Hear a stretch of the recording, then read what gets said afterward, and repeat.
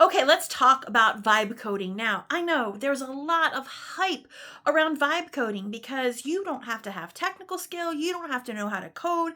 You can just go into your favorite vibe coding platform, whether that's Lovable or Base 44 or whatever else is out there, to just come up with websites in minutes, with apps in minutes. And there's not much behind it. For you, and that's great because it's not taking thousands of dollars in a technical team anymore to build. And these are things that are true. It's true. You can do that. Here's the thing that they don't talk about when they hype up the vibe coding, though, right?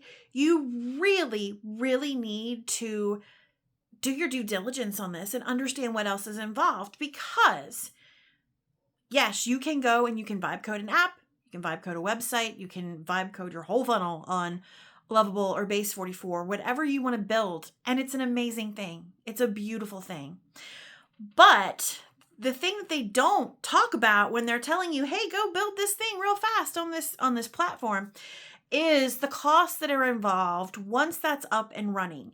And depending on the number of people that you have coming to that app every day or coming to that website every day, the amount of traffic that's coming through and calling on your API key is going to depend on what kind of bill you have from that app because that is cost, right?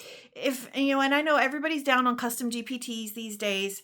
And I'm certainly not advising that everything you build should be in a custom GPT or a skill file or a Claude project. But the thing about it is when you build something like that or teach your end user something like that, you give them a tool like that, it's not going to be hitting your API key and racking up your bills and your cost. And hey, listen, if your revenue's stable, if you've got all kinds of cash flow, that's great. But if you're somebody who's trying to get out a minimum viable product and you don't have stable cash flow and you don't have the stable revenue to support a $500, $1,500, $2,000 API cost bill, then you need to rethink this. And that's the part that nobody's talking about. That's the part that they're not yelling from the rooftops when they talk about vibe coding and try to push you towards vibe coding.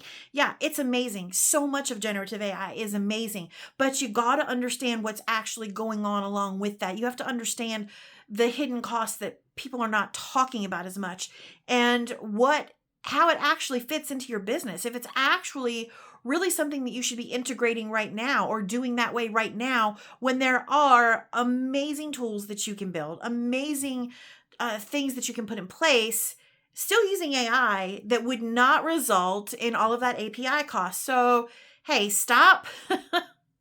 Wait a minute, think about it, right? Slow is smooth and smooth is fast. That's an old adage for a reason. So please think twice and look into everything that's involved before you start going out vibe coding like crazy, especially if you are not already a revenue stable business that has the cash flow to support an unexpected high API bill on a monthly basis.